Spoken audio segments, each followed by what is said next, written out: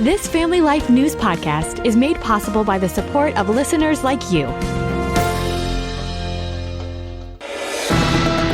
It's the Noon Report from Family Life, bringing a Christian worldview to what's happening in New York, Pennsylvania, across the country, and around the world. Weather with Kevin Williams, and faith-focused feature stories with the Family Life News team. Now, here's what's happening. Round 2 on the Hill. Good afternoon. Welcome to the broadcast. The president has got himself and America stuck in the quagmire of another war in the Middle East. Democrats on Capitol Hill have more tough questions today for War Secretary Pete Hegseth as he appears for a second day to update Congress on the military conflict with Iran. Things got testy Wednesday in a House hearing when Hegseth honed in on those who do not support Operation Epic Fury. Who are you cheering for here? Who are you pulling for? Our troops are doing incredible work. Your hatred for President Trump blinds you to the truth of the success of this mission and the historic stakes that the president is addressing. Hegseth testifying for the first time since the start of the war 2 months ago, a war that has cost $25 billion so far. The cost of gasoline continues to go in the wrong direction. The price at the pump today, 26 cents higher than it was just 1 week ago. AAA puts the average price for regular unleaded at $4.30 a gallon. President Trump says he will keep Iran under a naval blockade until that tyrannical regime ends its nuclear pursuits. The blockade is genius, okay? The blockade has been 100% foolproof. It shows how good our Navy is, I can tell you that. Nobody's going to play games. The commander-in-chief says Iran has come a long way, but he doesn't know if they will go far enough. He's calling for the country's unconditional surrender. Now they have to cry uncle. That's all they have to do. Just say, we give up. We give up. The president adds there will never be a real deal with Iran until it abandons its nuclear weapons program. Iran's president predicts the blockade in the Strait of Hormuz will fail. The U.S. House last night passed a Senate-approved budget to pay for ICE and border protection for the next 3 years. The legislation delivers $70 billion to those agencies and will fully fund immigration enforcement efforts through the end of the president's second term. The California teacher accused of trying to assassinate President Trump at the White House Correspondents' Dinner is facing a detention hearing today. Prosecutors want to deny bail to 31-year-old Cole Allen. Criminal defense attorney David Gelman thinks this should be a slam-dunk case for the prosecution. This is premeditated, and he took steps to make sure that he got close enough to the president and other members of the cabinet to try to actually execute his disgusting, horrible plan. So I don't know how you're going to be able to defend against it. He's probably going to use some type of mental issue. I don't think that's going to be able to work, though, because of the preparation that he did. The suspect took a selfie of himself in his hotel room minutes before the shooting. The photo showed Allen smiling with a knife and several guns strapped to his body. Correspondent Kelly O'Donnell. Inside the hotel room where he was staying, a laptop and hard drive.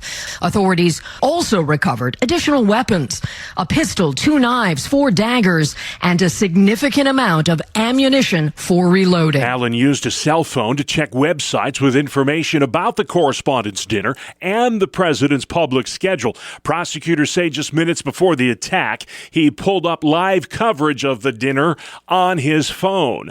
A huge redistricting decision from the U.S. Supreme Court. The justices have ruled the state of Louisiana relied too heavily on race when creating a majority black congressional district. Legal analyst Jan Crawford. Justice Alito, who wrote this decision for the court's conservatives, spoke of kind of the vast social change that's happened across the country, and particularly in the Deep South, where most of these districts have been drawn. As he suggested, that now going forward, that discrimination, before you can use race and look at race and really any government action, needs to be intentional, present-day discrimination. Crawford says the 6-3 ruling will impact gerrymandering efforts all over the country. Louisiana's governor suspended next month's primary so lawmakers can redraw the congressional map. Democrats hold a 10-point advantage over Republicans going into the midterms. That's according to the latest poll from Emerson College. 50% of likely voters plan to back a Democratic candidate this fall. 40% say they'll support the Republican candidate. 10% are undecided. Britain's King Charles and Queen Camilla wrapping up their trip to America today with a few stops in Virginia. Yesterday in New York City, they placed a bouquet of white roses at the National 9/11 Memorial, honoring the men and women who lost their lives in the terror attack 25 years ago this fall. We stood with you then, and we stand with you now in solemn remembrance of a day that shall never be forgotten. Correspondent Bradley Blackburn. 67 British citizens were killed in the 9/11 attacks nearly 25 years ago, the largest single loss of British life in any terror attack. The royal couple will lay a wreath at Arlington National Cemetery today before attending a community block party and parade in Front Royal, Virginia, to commemorate America's 250th birthday. They'll also be stopping by Shenandoah National Park in Virginia before departing for Bermuda. Still to come on the Noon Report, a Thursday edition, the cost of owning an automobile, House bill on high school sports, and wild ride in Utica. Good afternoon. I'm Kevin Williams. The weather watchword heading toward the weekend is cool. I'll have forecast details up in 10. All right, so cool, in fact, Kevin, that frost advisories are in effect from midnight tonight through 9 o'clock tomorrow morning for a number of counties. Experts urging you to cover up all tender vegetation before you go to bed tonight. Kev says it will stay unusually cool right through the weekend, with Saturday and Sunday struggling to get out of the 40s in many places across the listening area. A wild chase through Utica, New York. Police pursuing a man 2 nights ago in a large stolen military truck. The destructive chase ended with the 29-year-old driver smashing into a utility pole. 2 cops were injured in that ordeal. Utica Police Lieutenant Mike Curley cannot understand why the driver refused orders to stop. Unfortunately, he did not heed any of those warnings and then drove directly at a high rate of speed towards the officers, towards their vehicle, causing them not only to dive out of the way, but have to move their vehicles in a very fast fashion to not be struck. Curley says the driver damaged a building on Genesee Street and destroyed a fire hydrant. The military truck was stolen from the Alexander Perney Federal Building in Utica early Wednesday. The Pennsylvania House has passed a bill that could change the future of high school sports. House Bill 41 allows the PIAA to create separate playoffs for public and private schools. The PIAA is the governing body for high school sports in the Keystone State. Private schools won 9 of the 12 state boys basketball championships this year. Critics say private schools have an unfair advantage over the public ones because they can recruit students from multiple districts. The state Senate will consider the bill next week. New York lawmakers have approved an 8th budget extender that will tide them over until next week, until a permanent budget plan is found. We get more from Family Life's Mark Webster. Yeah, the extender runs through this Monday and funds state operations, including payroll. Some of the major differences between Hochul and the legislature have been her proposal to reform the state's car insurance laws and dial back the 2019 climate law, as well as differences over raising taxes on the wealthy, school aid, Tier 6 pension reform, and a protest buffer around places of worship. Legislative leaders have signaled progress has been made in recent days toward an agreement on the major policy items holding up the budget, but some lawmakers have voiced their frustrations about the slow process. Mark Webster, Family Life News. Thank you, Mark. A Democrat running for Congress in Pennsylvania this year tried to pause an interview this week when pressed on her desire to defund ICE. She could not come up with an answer to the question, so she asked the interviewer to stop the questioning. Take a listen to this exchange. Who do you think should be in charge of enforcing immigration laws? It's a good question. And you can pause because I just want to think about it for a minute. Yeah, go ahead. We need to continue, though. How about that? Democrat Isla Stanford being interviewed by NBC 10 in Philadelphia. She's running for Pennsylvania's 3rd congressional seat and is being endorsed by the incumbent Democrat who's not seeking re-election this year. Buffalo police say they are done footing the bill for security at special events. More from our Buffalo Bureau Chief, Dee Haley. The Buffalo Police Department plans to start billing organizers for security at special events as the city faces financial challenges. The change was explained during a budget workshop before the Buffalo Common Council yesterday. Special events have reportedly already cost the city $868,000 in police overtime this year. The Sabres watch party at Canalside on Tuesday night alone cost the city $27,000. The added cost is expected to come as a surprise to some organizations planning summer events in Buffalo. Dee Haley, Family Life News. Thank you, Dee. PennDOT says the number of fatal automobile crashes dipped to an all-time low in Pennsylvania last year. There were about 1,000 people killed in highway accidents in 2025. That's 80 fewer than in 2024. The new number marks the lowest number of traffic fatalities in the Commonwealth since record-keeping began way back in 1928. The Pennsylvania House approving a bill aimed at strengthening counseling services at school. Details on that new at noon from Family Life's Brian Query. The measure, sponsored by Representative Mandy Steele, would require districts to create plans ensuring counselors can spend their time supporting students, rather than covering duties like lunch or hallway supervision. Supporters say counselors play a key role in students' academic, social, and career development, but are often pulled away from those responsibilities. Steele says Pennsylvania is currently the only state without standardized school counseling requirements, putting students at a disadvantage. The bill now heads to the state Senate for consideration. Brian Query, Family Life News. All right, Brian, thank you very much. Students throughout New York had technical issues taking state tests on Wednesday. The computer glitches impacted schools and districts statewide. More than 116,000 students in grades 3rd through 8th were taking those online exams. The state education department did not say what specifically went wrong. A similar glitch impacted state testing last week in Pennsylvania. The cost of owning an automobile is sky high in New York. Miguel Velasquez is president of the New York Public Transit Authority. It is estimated that it costs about $12,000 to $13,000 a year to own a car. And that meaning not only the car payment, but the maintenance of the car, everything that comes, registration fees, all of that. A new survey shows New York's the 7th most expensive state in the country to own a car. Conversely, Pennsylvania is one of the cheapest. It's the 2nd least expensive state in the country, according to U.S. News and World Report. We've got sports news next. It's the 2-minute drill right here on the Family Life Noon Report. Good afternoon, I'm Randy Snavely. Bob, the Penguins season is over. Philadelphia defeated Pittsburgh in overtime 1-0 last night, and they are moving on to the next round. They also sent the Penguins into the offseason. Cam York scored the game winner, then threw his stick into the crowd as the Flyers are into the second round for the first time in 6 years. Montreal and Vegas both grabbed 3-2 leads in their respective series. The Canadiens edged the Lightning 3-2. The Golden Knights 5-4 winners over the Mammoth. On to the NBA, a couple of teams staved off elimination. The top-seeded Pistons won a 116-109 victory over the Magic, and the Rockets beat the Lakers in L.A. 99-93. But both Orlando and Los Angeles still have 3-2 series leads. The Cavs also went up 3-2 with a big come-from-behind victory. The Raptors took a 12-point lead at the start of the third quarter, but could not hold it.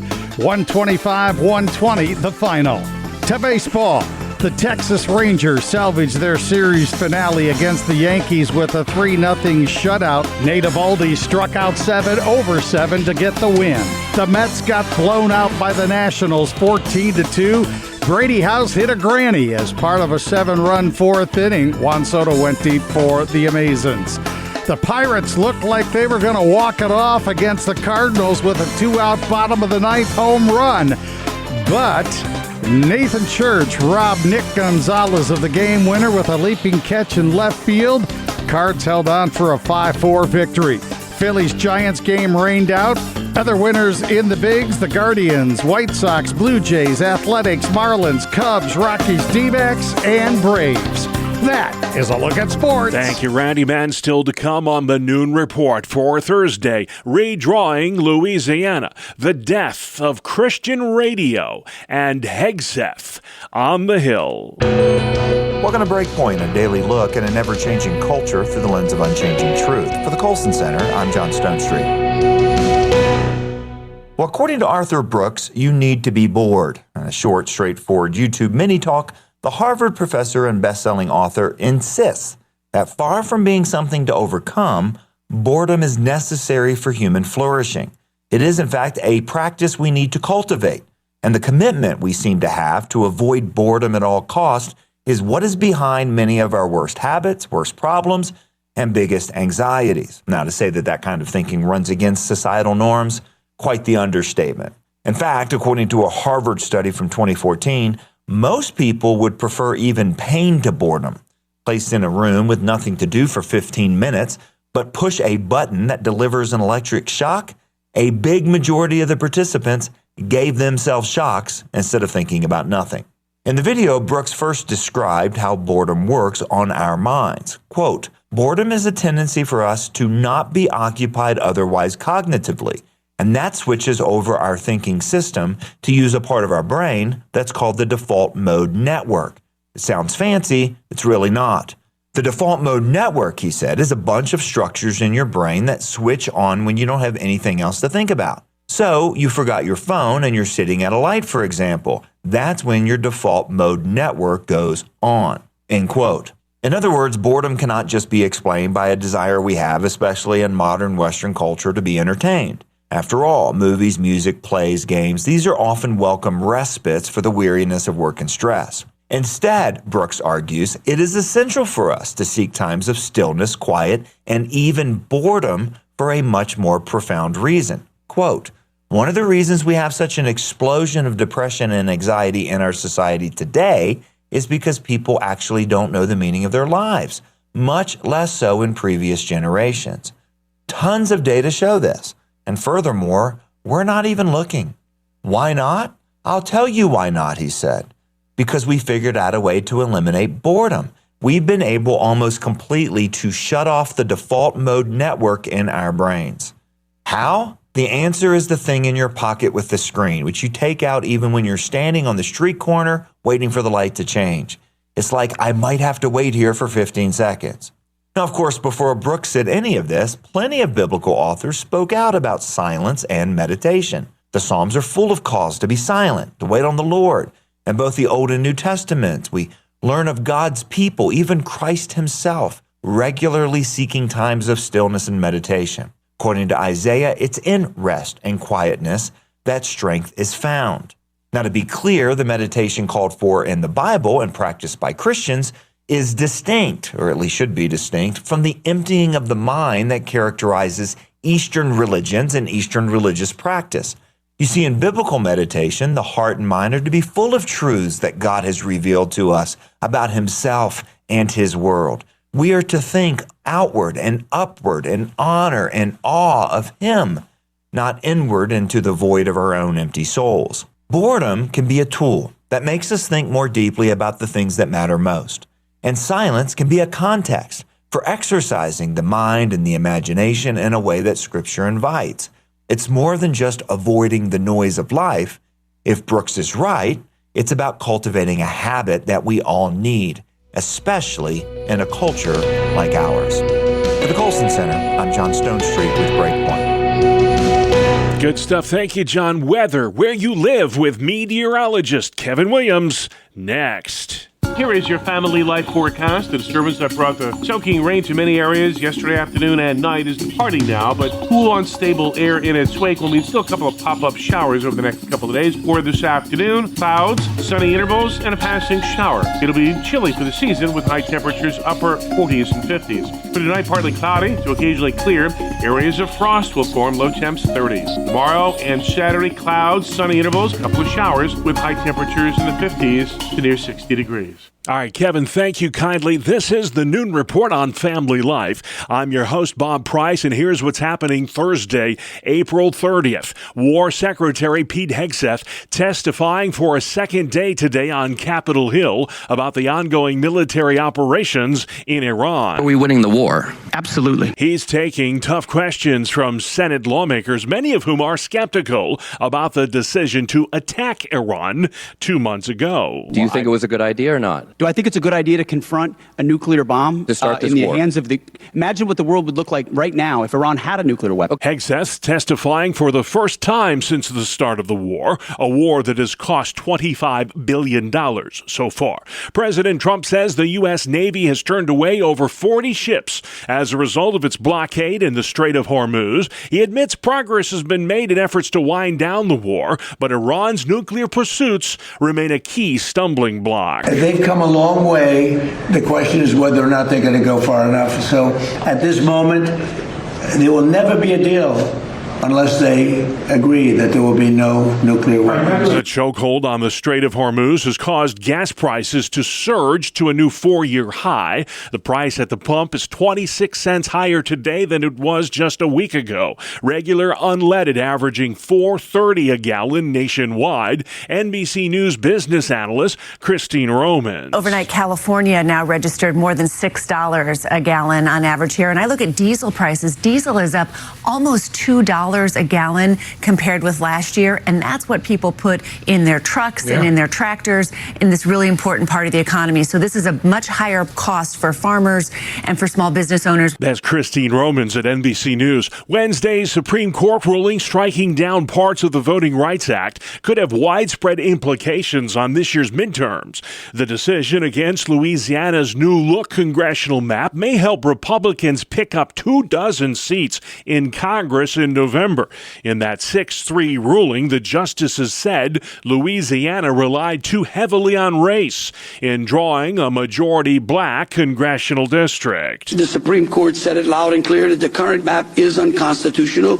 What our options are, we're basically working our way through that. Louisiana Governor Jeff Landry suspended next month's primaries to give lawmakers time to make up new political boundary lines. The California teacher accused of trying to assassinate the president at the White House Correspondents' Dinner, facing a detention hearing today in D.C. Prosecutors want the judge to deny him bail.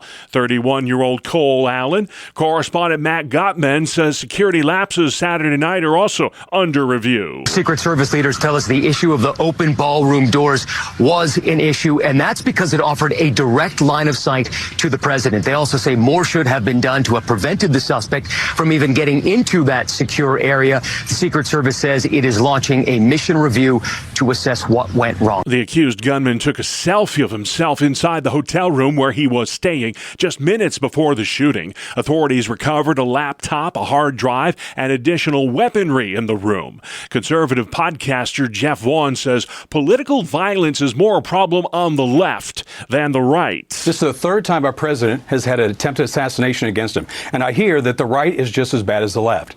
Well, were there ever any assassination attempts against President Obama, President Clinton, President Biden? The answer is no. Prosecutors say Allen used his cell phone to check websites with information about the Correspondents' Dinner, as well as the president's public schedule. In fact, on Saturday evening, just moments before the attack, he pulled up live coverage of the dinner on his phone. New York lawmakers are hopeful soon they will be able to reach a deal on the month-late state budget.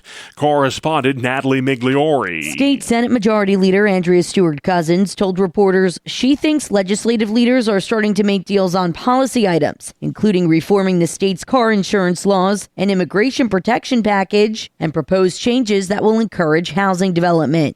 Stewart-Cousins says she's hopeful they'll get past policies to address other issues in the budget, especially money. The budget was due April 1st, with the legislature already passing 7 extenders to keep the state funded. I'm Natalie Migliori. Close call in the skies over San Diego. A United Airlines jet and a drone nearly collided just moments before landing Wednesday morning. There were initial reports about a potential collision, but it now appears the suspected drone likely passed below the plane. Drones are not supposed to fly above 400 feet, so it should not have been anywhere near an airliner descending to land, but it does happen. Last year, there were more than 1,850 drone sightings around airports reported to the FAA, but actual collisions are extremely rare. Aviation expert Chris Van Cleve. Today's the last day of King Charles and Queen Camilla's official state visit to the U.S. The British royals will end their stay with a farewell event at the White House with the President and First Lady. The King and Queen then celebrate America's 250th birthday at a community block party in Front Royal, Virginia, where they will also take part in a parade through the town. You're tuned in to the Noon Report on Family Life.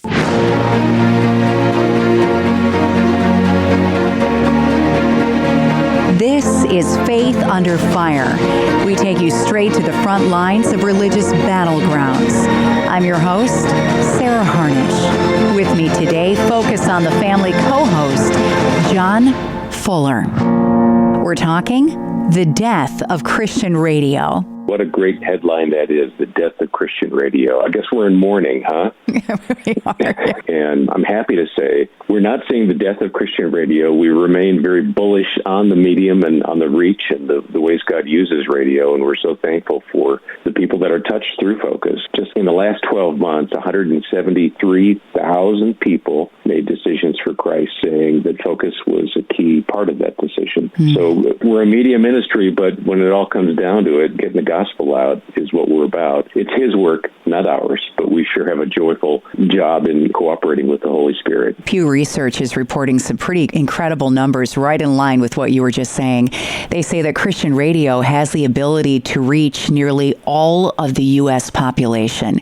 Tell me more. What we've seen over the years, there was a standardization of professionalism in Christian teaching and talk radio that began in the 70s. Certainly we've seen that in the last couple of decades with Christian music radio, which has really taken off. But in terms of the space of Christian talk radio, it's less the reach to me and more the impact. It's wonderful that Christian radio reaches so many, but what I see and what we're able to look at is what is the impact on both the Christian community and then, of course, those who are perhaps seeking out the faith or interested but not committed to Christ, which the research shows is perhaps a third of Christian radio listenership. 1 in 4 AM and FM stations in the United States focuses on religious programming. That is a lot higher than I expected. What are your thoughts? In a culture where truth is subjective and I can declare whatever truth I want, I'm amazed at the number of people that are starting to say, wait a minute, I think there's a God. I think there might be truth that's universal. As we see the culture hungering for that, yes, there will be more and more stations airing religious programming, and we have some secular stations that want to air our programming because they see the benefits of encouraging families. And I'm really glad that for this moment, the culture says, what is truth? And here we are in the Christian radio world saying, yeah, we know what the truth is. Let's introduce you to Him. There's an itch there that Christian radio is able to scratch. I know at Family Life, we podcast our newscasts. We podcast feature reports, just like this one, Faith Under Fire. We live stream. We've got an app. We're on Apple iTunes, YouTube, Spotify. I think it's easier to stay relevant in a world that lives on cell phones. Everybody's got them in their pocket, and you just open it and click, and you're right there on the Christian radio station. Yeah, Christian radio has done a good job of pivoting to digital presence. And I think you have to be where the people are. It's great to reach, but if nobody's listening, you better figure out a different way. This is a real challenge, and many stations are doing it well. We see increasing numbers of stations, growing audience through streaming. So yay for that. Why should someone turn off their Spotify playlist and listen to Christian radio instead? Because the Spotify playlist is all algo-driven, and it's selective, and there's not a person behind it saying, I'm in this with you. That's one of the things that I think we've missed along the way. It's nice. I use music streaming services, but I get tired of them because it's not hard. What I so enjoyed early on in my radio career was playing a song, knowing that as I listened to this, and this is really going to date me, but let's say I played a Michael Card song, and there's this truth coming through that song, and it's impacting me personally alongside dozens, hundreds, maybe thousands of people who were listening at the same time. We had this shared experience around biblical truth wrapped in a song. This is something that doesn't exist in a lot of formats.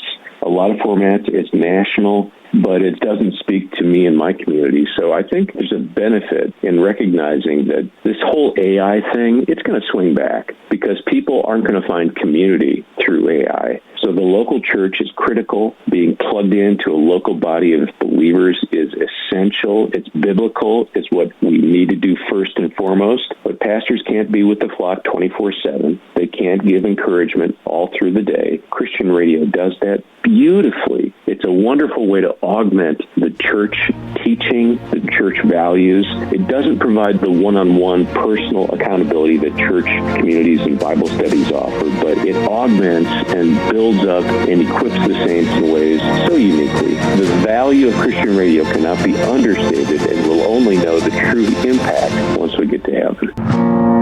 Learn more at FocusOnTheFamily.com. All right, thank you so much for that, Sarah. John Fuller at Focus on the Family for this week's edition of Faith Under Fire. Comes your way every Thursday during the Noon Report or online anytime. Listen to Sarah's complete interview with John on the death of Christian radio at Apple Podcasts, Spotify, YouTube, or FamilyLife.org.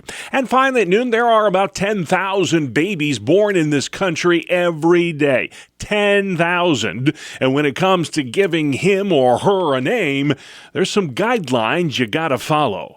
Correspondent Bree Tennis. Once you come up with a name for your little one, there's still a chance it can be denied. There are 11 confirmed bans on baby names in the country. The list includes Adolf Hitler, King, Queen, and Jesus Christ. You also can't name your baby Nutella, spell Kate with a number 8, or name your baby Santa Claus. You can leave the hospital with your chosen name, but your state or the Social Security office can reject it. I'm Bree Tennis. All right, there you go. So just in case you're having a baby anytime soon, that might be helpful. Thank you, Bree. And that's our world, the world we live in. Thursday, April 30th. I'm Bob Price. Family Life News. You've been listening to the Noon Report, heard weekdays on Family Life. Thank you for listening. Thank you for listening to this Family Life News podcast. If you've been encouraged by what you've heard, please share it with others and click the subscribe button to automatically receive future episodes. Family Life is a listener-supported ministry. Podcasts like this are made possible by your financial partnership. Find out more at familylife.org.